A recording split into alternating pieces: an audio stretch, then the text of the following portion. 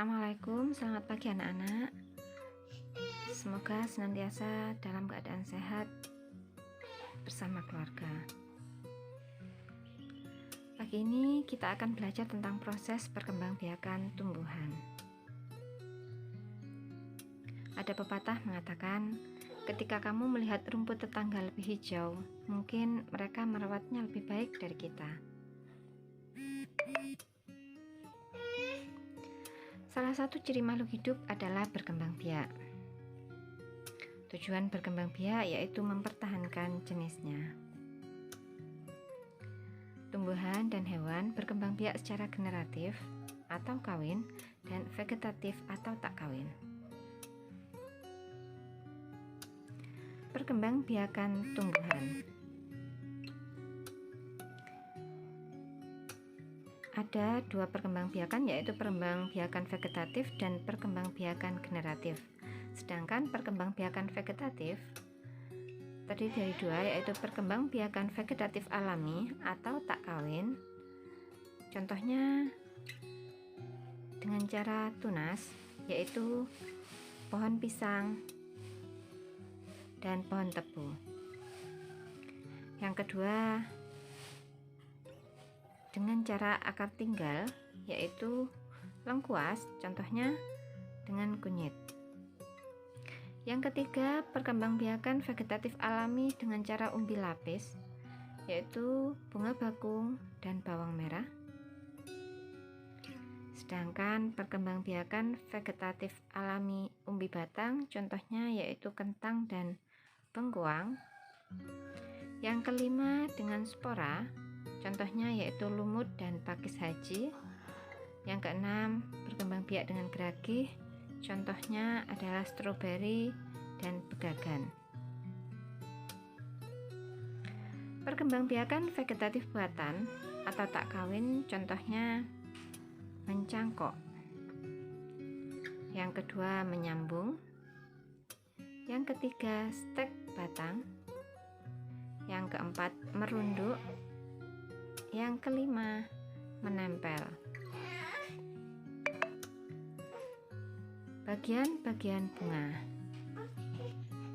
Yang pertama, bagian bunga berdasarkan panah, yaitu kepala putik. Yang kedua adalah tangkai putik. Kemudian yang ketiga adalah kepala sari. Yang keempat, tangkai sari. Berikutnya mahkota bunga, kemudian bakal biji, kelopak bunga, dasar bunga, dan tangkai bunga. Perkembangbiakan generatif atau secara kawin. Ciri-cirinya terdapat putik atau alat kelamin betina dan benang sari atau alat kelamin jantan.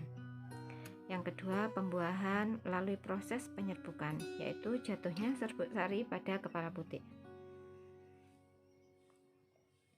Berikut contoh gambarnya. Selanjutnya, macam-macam proses penyerbukan. Yang pertama adalah penyerbukan sendiri atau autogami, yaitu serbuk sari jatuh pada kepala putik dalam satu bunga yang sama. Contohnya adalah pohon mangga, jambu, bunga sepatu, dan lain-lain. Yang kedua adalah penyerbukan tetangga atau geitonogami, yaitu serbuk sari jatuh pada kepala putik bunga lain tetapi masih dalam satu pohon yang sama.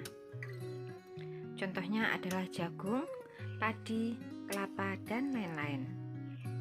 Yang ketiga, penyerbukan silang atau alogami, di mana serbuk sari jatuh pada kepala putik bunga lain yang berbeda pohon, tetapi masih satu jenis. Contohnya adalah kamboja, pinus, mawar, dan lain-lain. Yang keempat, penyerbukan bastar atau hibridogami. Contohnya yaitu serbuk sari jatuh pada kepala putik bunga lain, pada pohon lain yang masih satu jenis tetapi berbeda varietas.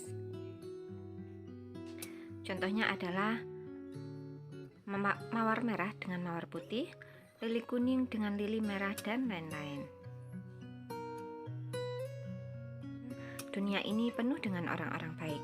Jika kamu tidak dapat menemukannya, jadilah salah satunya. Cukup sekian. Wabillahi taufiq wal hidayah.